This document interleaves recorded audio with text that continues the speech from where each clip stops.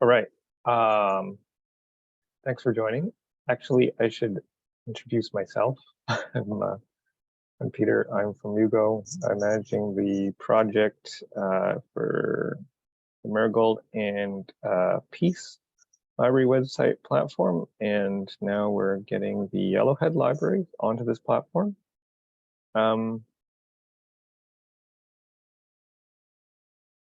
And I'm from Mugo Web, and we're based in Vancouver, BC. So that's all you need to know about me. I will just get right to the training. Okay, so I'm going to show you just really quickly what features we have before we dive into how to use the CMS, just to orient you on how things work. And then we can all log in together. You should have received some instructions, but if you have any trouble, we can probably sort that out quickly. But first, I'll just show you the site. So if you haven't worked that much on your site yet, or you haven't seen it, it might actually look much like this because it was copied from the starter site. So it might look familiar. Give you a really quick tour on what we see here. So first, the homepage. Homepage is a unique page in that it's made up of blocks. Every other page is a little different than this, but I'll show you what's available on the homepage in terms of blocks. You've got a carousel, and we've got a news block. There's also an events block that you can have if you've got items in the events calendar, but it's pretty similar to the news. Just the news is some upcoming news, sorry, most recent news, and the events will be upcoming events. You can feature one or more book lists. If you've got more than one, it'll be in a tab view. The book lists are pulling in from Track Pack, and it'll link over to there. We've got some other features in terms of blocks. We've got this fun fact, and we've got some featured cards. And then we reach the footer, which should be the same on all of the pages. We've got some menu links at the very bottom, as well as a newsletter widget. So that's the homepage. The possibly most populous page is a general page. So the general page is made up of a title and then a body, and the body has all sorts of formatting you can have.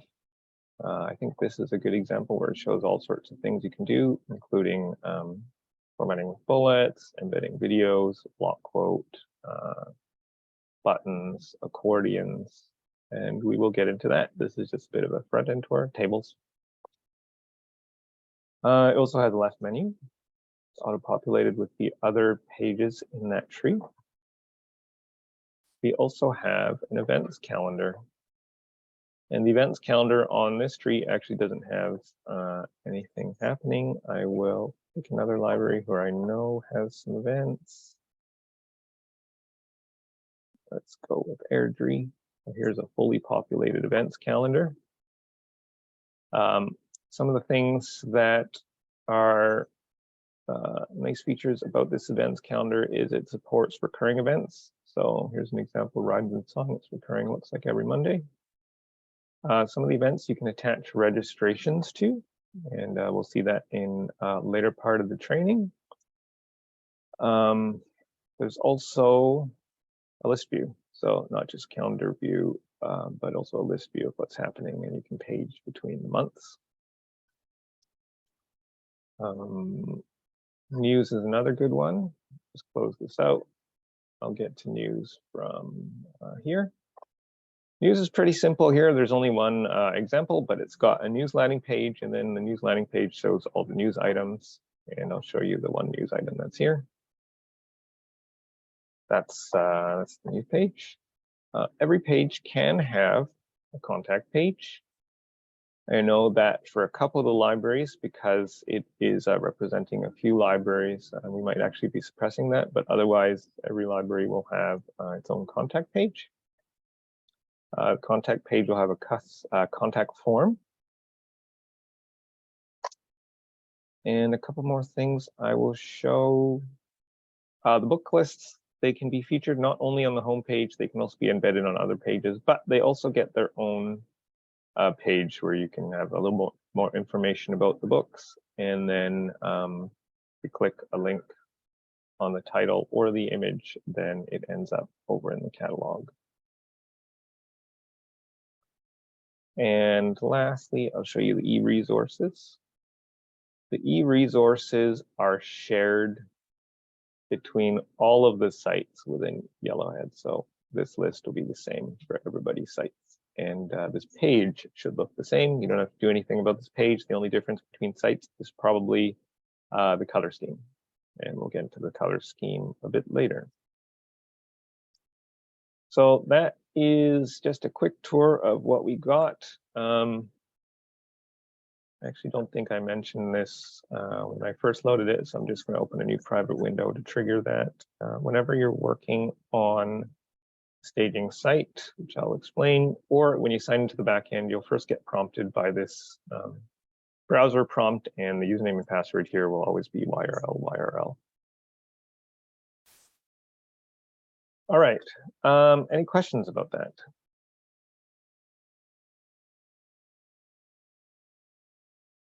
Okay, now let's get into the backend. So everybody should have access to the backend, and I'm going to show you the staging backend. Same with when I accessed a site on the front end. You get this prompt first, which is just YRL. Then you are going to enter your username and password. And here I've got a test account. So now I'm logged into the backend on the staging site. And I should be able to see my site as well as the training site. And you should all see the same. It's just in this case, my site happens to be the Yellowhead headquarters site. You should, under library sites, see the training site as well as your own site. So everybody should have access. If you've got any troubles, please reach out and we can sort that out. I will just make a couple of comments about staging. So for today's training, I'm going to focus only on staging, and you can hack as much as you want on staging. That won't affect the live site. Staging is completely, I would say, throwaway.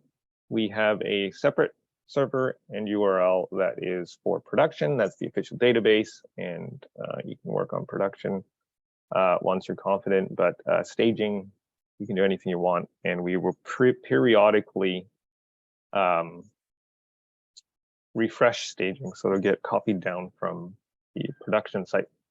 So that's a good thing in that you don't have to worry about messing with anything on production when you're working on staging. It's purely for staging, but that also means that anything that you're testing on staging is subject to be wiped at any time. We don't do it that often, but that's the nature of staging. It's just a testing ground. And just a note about production. So let me actually just take one site example. So let's say White Court. The White Court, you should have been sent your address for that. Oh, I messed that up. Sorry, let's go ahead, Marigold. Here's the White Court site on staging. It's going to follow this pattern, whitecourt.staging.yrl.ab.ca. And until you go live, you can see that same site on production. You just change the URL and substitute out staging for production, and that's the same. So of course, once we go live, which is coming pretty soon, then you'll be able to access the production site. Probably whitecourtlibrary.ca. But until then, you can have staging and production. There are just a few differences you might see actually if you're on production versus staging. Staging is also where we do some development work, and we actually have this actually quite a big feature that we're not quite done yet for accessibility improvements. So you will notice some differences visually between staging and production. One of them is how the menu works. We just got some hovers here, but for accessibility purposes, we've actually made it. So you have to expand it with these arrows. But otherwise, it should all be pretty much the same. That's staging and production, and then we'll get into the back end. So any questions before I continue?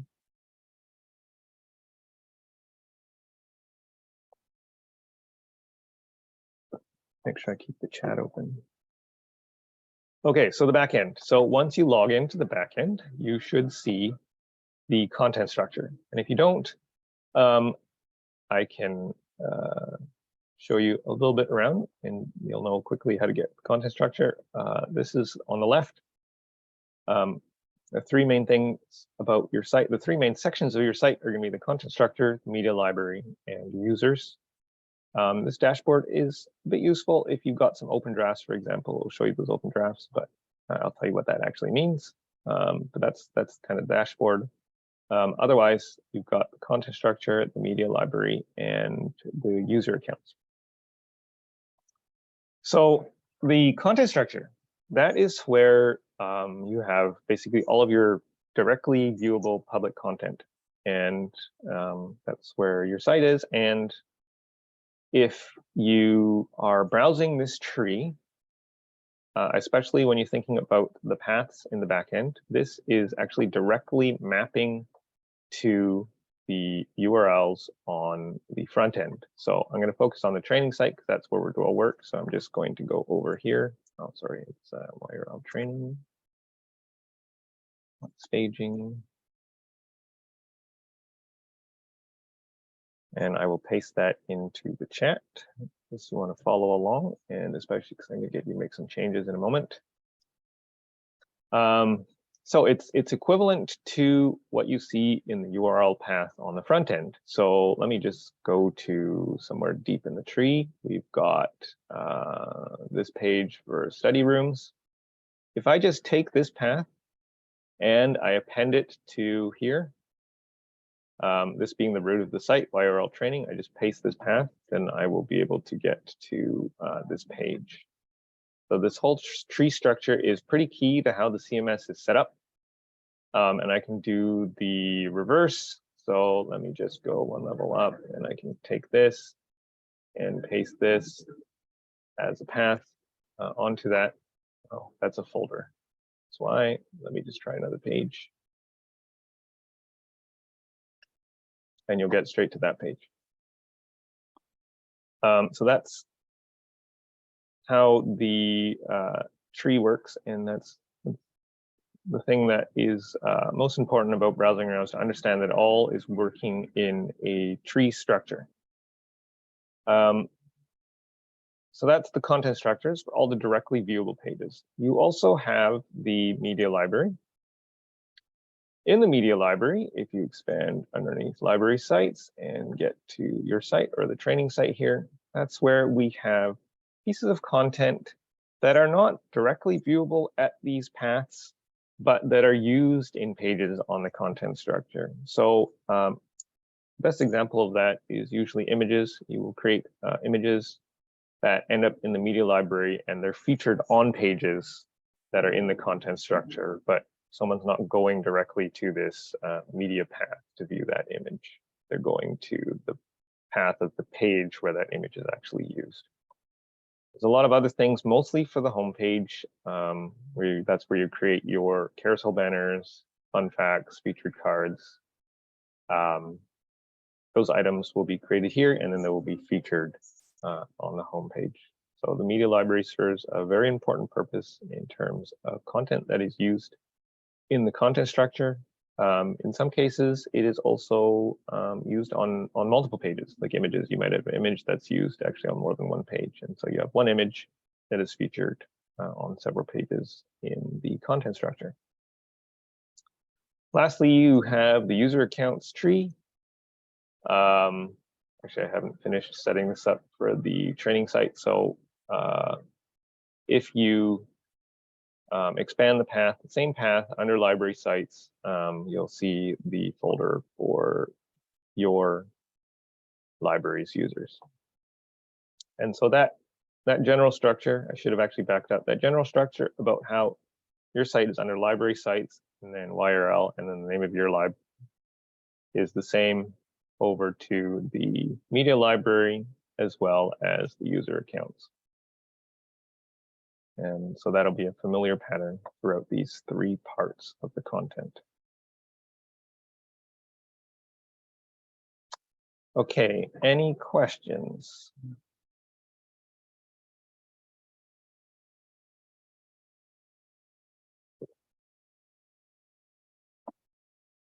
All right, let's get straight into editing a page. We'll start with actually just showing you the page for at Anywhere Public Library.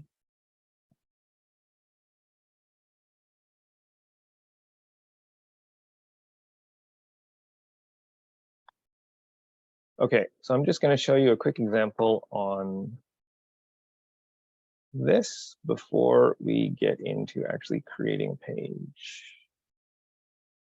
I'm just going to pull that up in the back end here.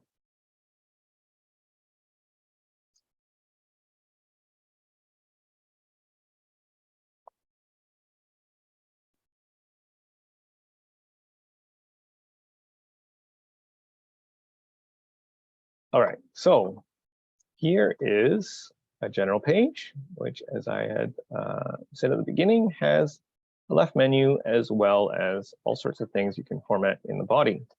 So if we go over to the back end, here is that same page, and I can see all that content generally. And if I inspect the contents of that page by editing it, that's where I can see what are the fields here. So we've got a title for the page. There's a static link. This is a bit of a special field. I'll just come right back to it after I explain the other ones. You've got an optional hero image, and we can see that hero image over here. In every case where there's an image, it should explain to you a suggestion on what size to upload, especially if that image is going to be cropped. So that's where you have some useful text over here. The hero image you can upload directly to this page, or you can store it in the library so that it can be reused in many other pages. And then we've got the body. So the body is, I don't want to call it WYSIWYG because it's actually not 100% exactly what you see on the front end is exactly how it's formatted on the back end, but it's basically some rich text formatting where you've got a bunch of things you can do, you should be familiar with from other programs where you can bold or italic. You can do bullets with these bullets. You can have headings. With this drop down, you can change the heading level. And then links. Links are a little special. So I'll show you quickly how to do a link here. So let's say I wanted to link on this standard formatting. So I would just select the text and I would click this link button here. Why are they special? Because you can do one of two things. You can just link to a URL, click OK, now you've got that linked here. Or I'm going to edit this link. I can click this link button again, it'll pull up properties for that. I can link to a page internally. And so that's where I could use this browse feature, where maybe I wanted to link to this partner's track page. So I can just select that, and it's an internal link to the track page. Why is an internal link important? Because if that page is ever renamed or moved, this link will update automatically. Because it knows it's pointing to a page within the CMS, it knows how to generate that path. So that's a bit of nuance in when you're adding links. Other than that, I'll show you quickly about some other things you can do here. We've got a YouTube video, Vimeo video. Whatever that video was is private, but it's a YouTube video and a Vimeo video. We've got a block quote here. You've got embedded images here and here. You've got some buttons, and so buttons are just a variation on the links. So if I open up the properties for this link here, I can actually either click here, or if you notice here, there's a little link here to pull up properties for that. If I set this class here to button primary or button secondary, that will turn it into a button instead of just a normal link. Those are these buttons. Then we've got accordions, as well as you can embed a book list right here, book list. And lastly, a table. A table I'll just cover now before going back and talking about these mysterious blue boxes. A table should be straightforward in that you have this table button here, and then you can sort out how many rows and columns. If I inserted another one, it'll ask me how many columns and rows to add, and then I would add the content into this table. I'll just remove that. So how do we actually do these? So there's actually a lot of functionality beyond just the basic formatting is contained in this custom tag. So this custom tag button has this looks like some code as its icon, and in there you can select from a few different things. So that's where the YouTube video and the Vimeo videos come in. I'm just going to close this. I'm going to view the properties of this one. Here for a YouTube video, you just have to paste in the video ID. So if I had a YouTube URL, let's see.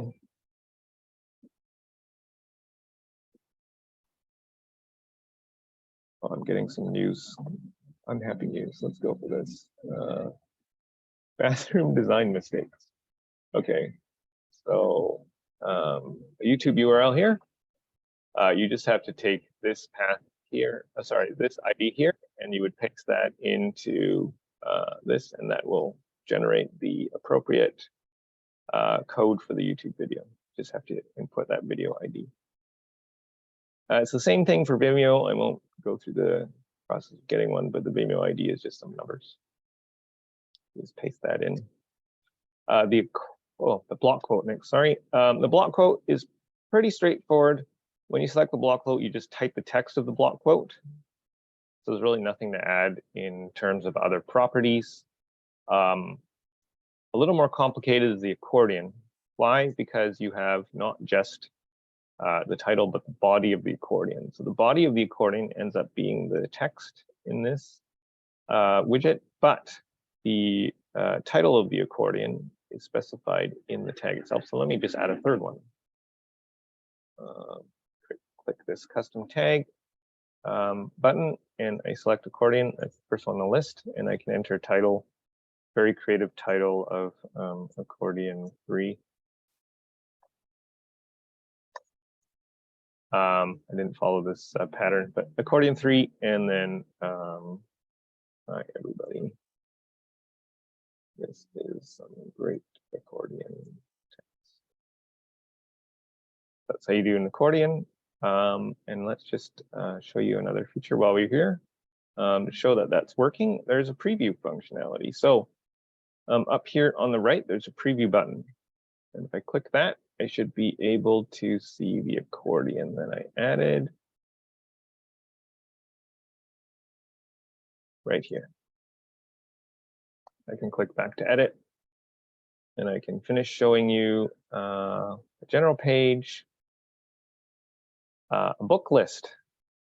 This is another special feature where you can embed something, and it's this button here, this little paperclip, insert and edit object. And I will just show you how this is currently set up. It is embedding this good books book list. And if I click this switch embed object, this is because it's already one that was there. I can then go click this browse and I can select another book list to embed here. There you go. And it didn't actually update, but if I preview it, I'll see the new book list that I embedded. And that's just this nice little paperclip feature. The other thing you're going to embed are images. There's images, and if you just click the button next to it, you can insert another image. Here, you can upload a new file, or you can browse over to the media tree, images, select one of the existing images to embed. So that is images, and that I think rounds up everything that you can embed. Yeah, that's it on the general page. So let me just publish my changes. I think I only changed 2 things. I added an accordion and I changed the book list that was embedded. There we go. Got the accordion and I changed the book list. Okay, that's a general page. Let me just get back over to the training site. And I see we've got a couple questions. I will open that in a moment because then I'm going to ask you all to create a new page. I'm going to show you quickly how to do that. So let's say that we wanted to create a new page under Anywhere Public Library. So let's do that. I'm going to show you how to do that, and then you will all do the same. I'm going to find that page in the back end. And sorry, I'm actually logged in as an admin, so let me go over here.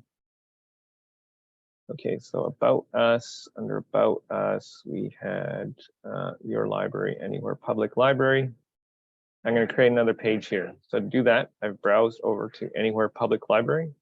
I'm going to hit this Create button. I'm going to select General Page, and I can create a new general page. Here's Training General Page.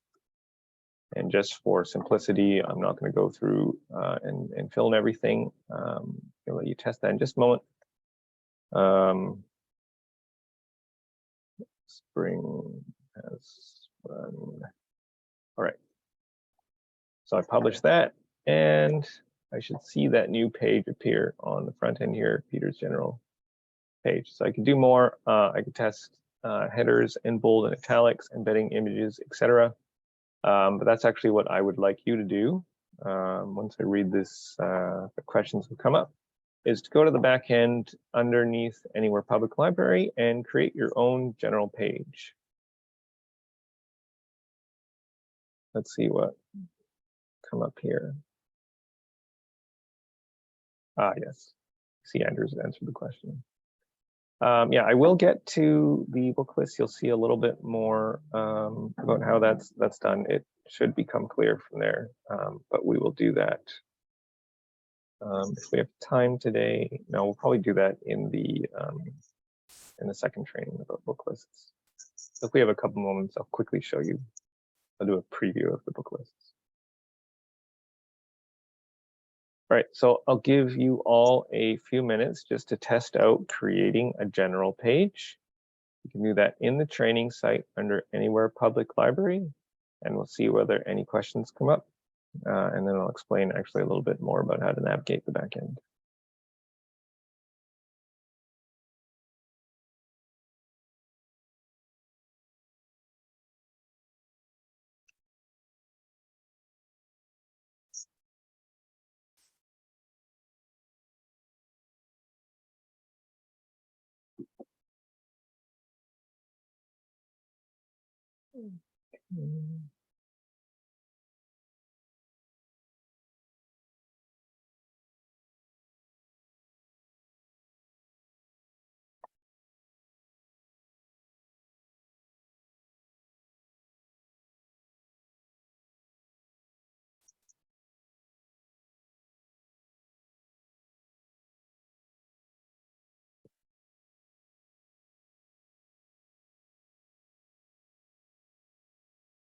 Oh, I see one.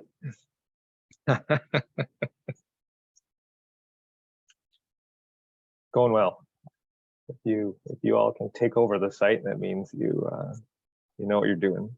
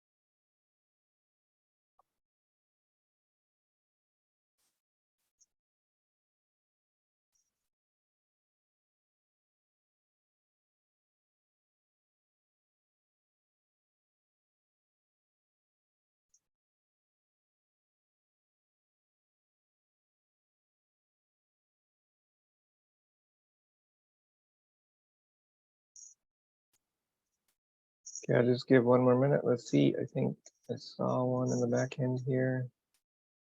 We got Petra's in too. Awesome.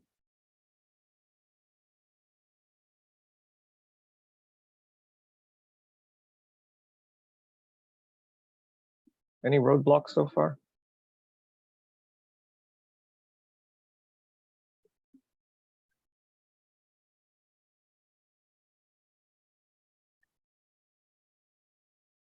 Okay, Drayton, got a question.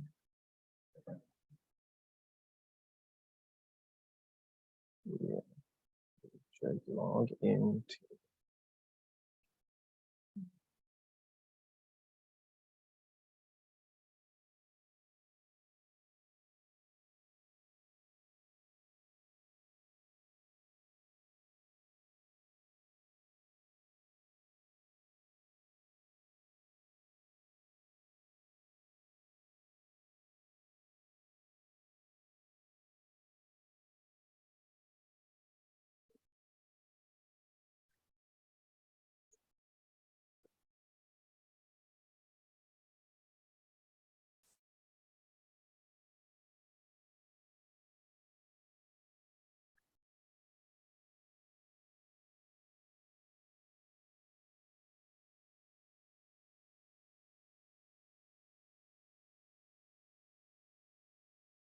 Yeah, I was just answering a question in the chat from Drayton. Actually, I don't know who's the person from Drayton Valley in this meeting, but we can follow up about the back end separately. Doug. Hi, Doug.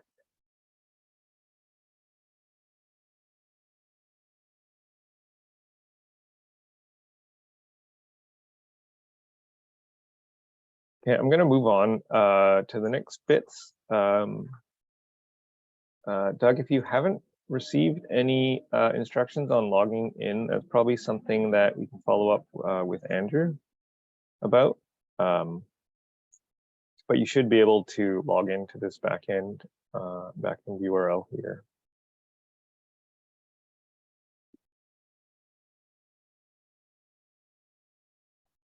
All right.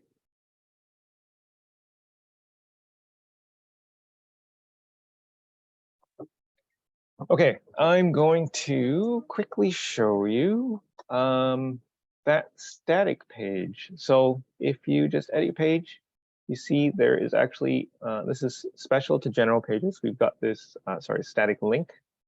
If you look at the URL that was generated. It's based on this title, Peter's general training page. This actually works for all content on the site. It generates this path here based on the title. General pages are a little special in that if you don't like this part of the URL, you can change that independent of the title.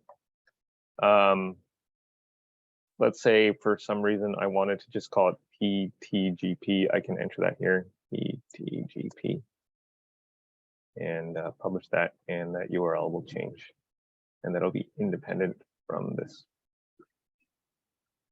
All right, so I'm going to do just a really quick show and tell of something else on the site before I get back into a little more hands-on stuff. So let's actually talk about galleries. It's the one feature I did not share in my intro. So we have this feature for uploading image galleries. I just do a quick tour because not everybody ends up using it.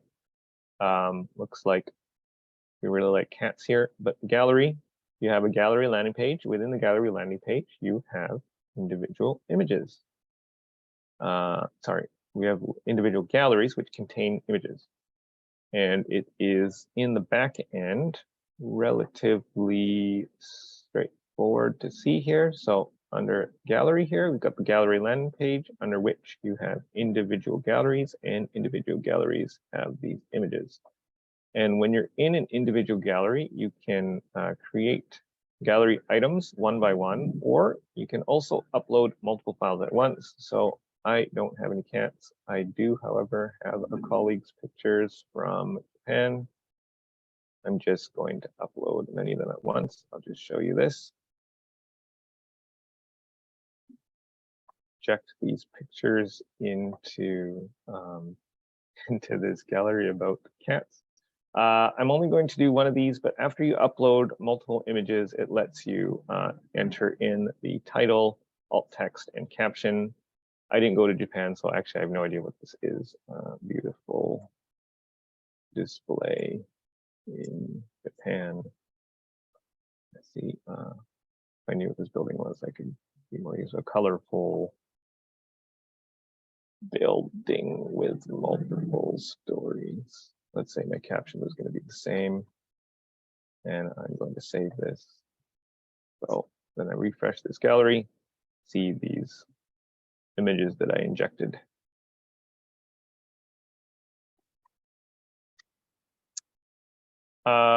Where was the edit button? I did not actually hit the edit button in that case. That was a special case where it redirected me after I clicked this upload files feature, which is unique for uploading many gallery items at once. However, there is, when you're in a gallery, this special edit button, edit all gallery images. So you go back and edit all of the items at once here. And if I click just this edit button, I'm going to edit the gallery itself. But if I click edit all gallery images, it shows me all these gallery items. And that is unique from going to the gallery item and editing just that page, which actually is being edited.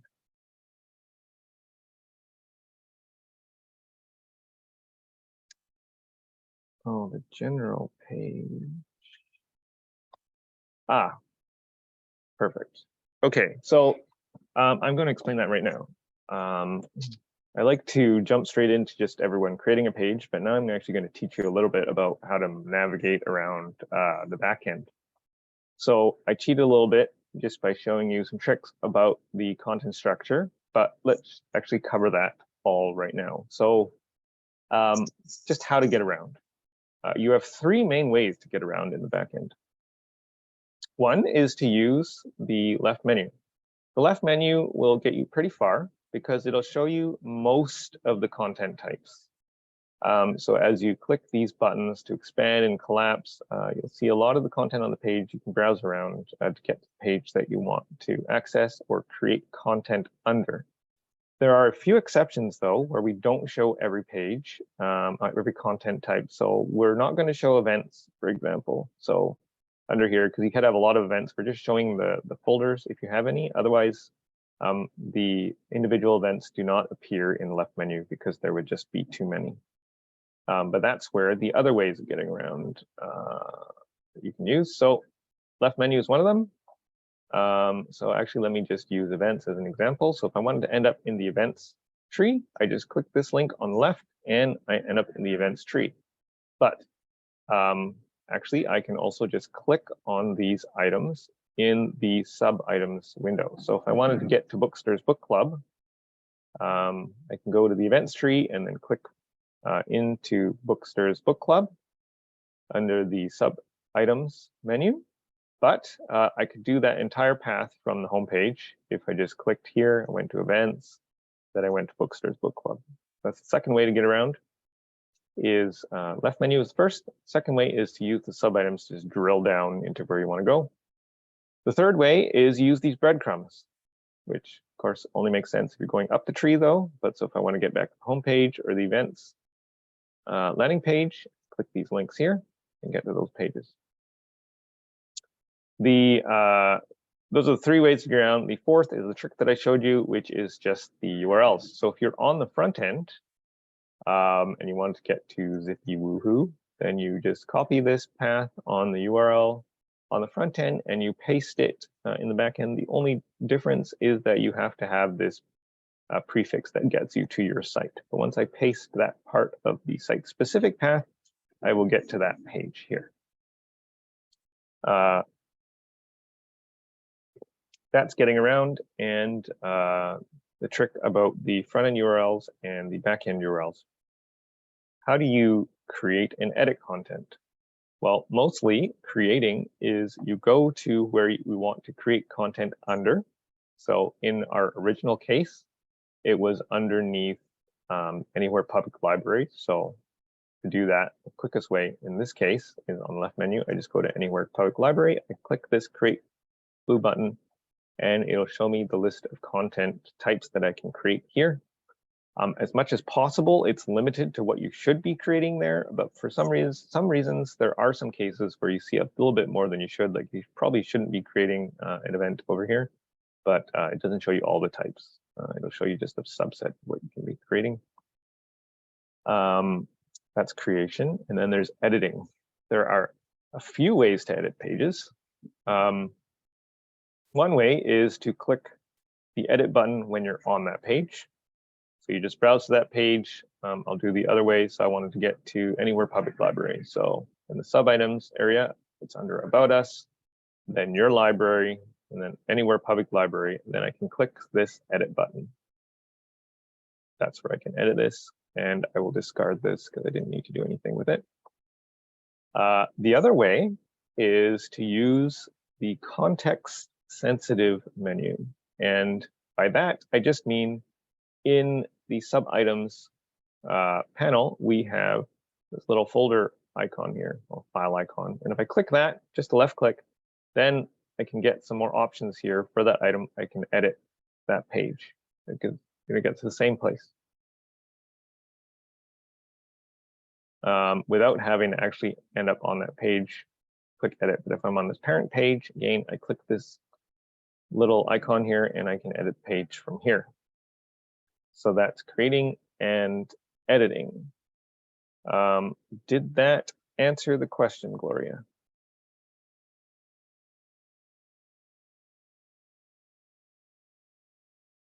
Awesome. Okay, while we're talking about editing, I should tell you about drafts. Every time you edit a page, you are creating a draft of that page. And that draft is only for you. So if I edit this page, I've now created a draft of this page. I should do something with that draft. I should either publish that draft with that nice big blue send for publishing button, or commonly I would discard the draft. Discard the draft just means I intended to do something. I'm actually got to do something else. I'm going to come back to this later. Or I was just looking at what it was like in the edit view. So I'm just going to discard that draft. Why? Because if I don't, then this is what happens. So if I discard this draft and I don't discard this draft and I end up, I just press back. which generally just don't do that.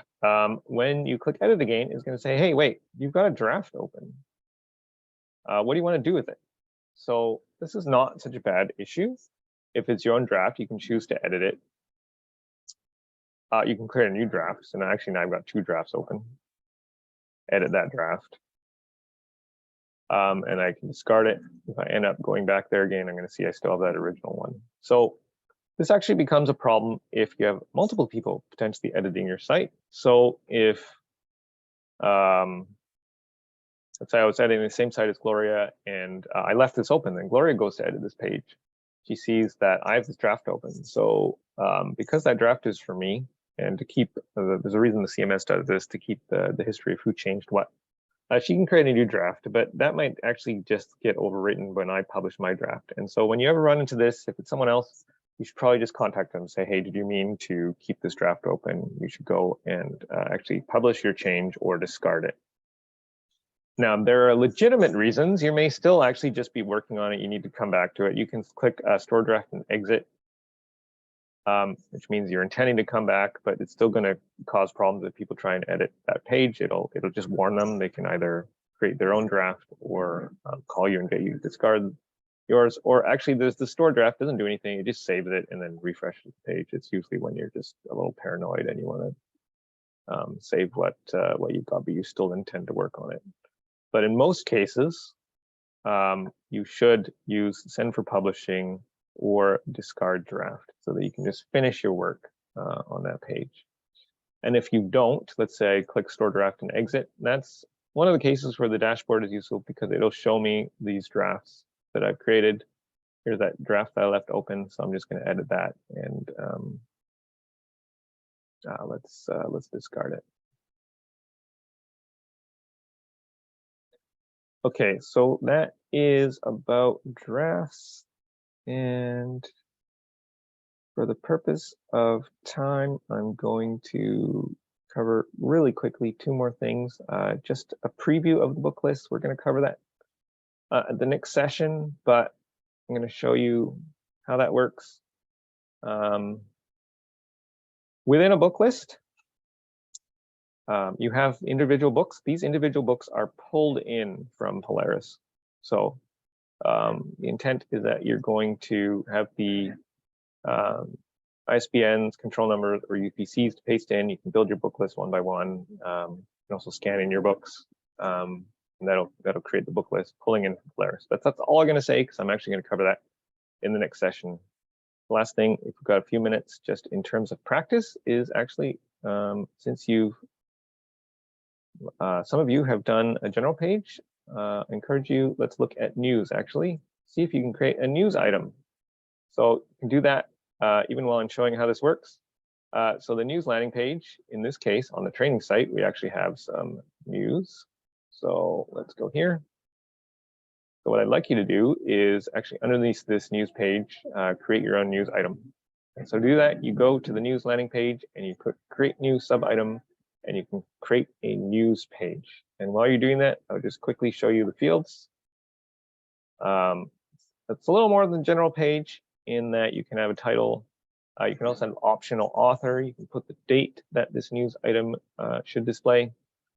I'm going to skip the short description quickly. The image, it'll tell you what size it suggests, and then the body, which should have actually all of the same formatting options as a general page.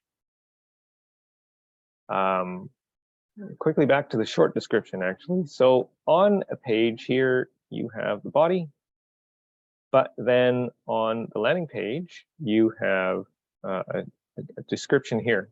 And that can be different from body here. It doesn't automatically try and pull from the body. If you put in a short description, then you can say exactly what you say in the short description. The only difference, the main difference, is that the short description is just text, so that people don't, end up putting like images in this short description text on the news landing page. So maybe some of you have already succeeded in creating some news items, but I'll give you just a couple minutes here to test creating a news item, and that'll be the first training session.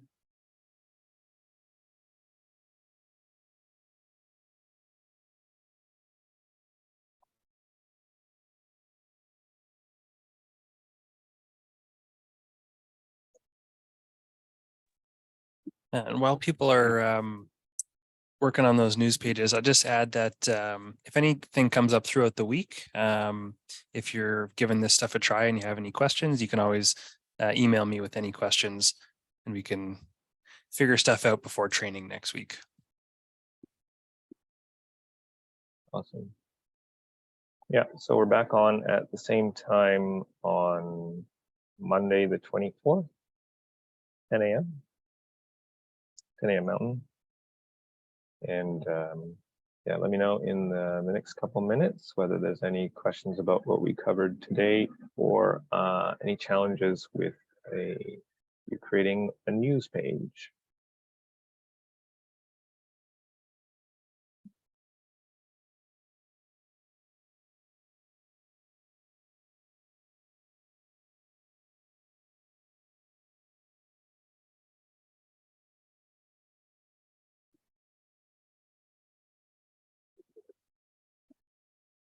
While everyone's doing that, I'll just mention one more time about the production site. So I purposely stuck to editing content on the staging site, but certainly if you're already feeling comfortable just going into pages, editing them, then definitely you can go onto the production site. It's the same structure in the back end. It's just when you access the URL, it's going to be manage.production.yrl.ab.ca.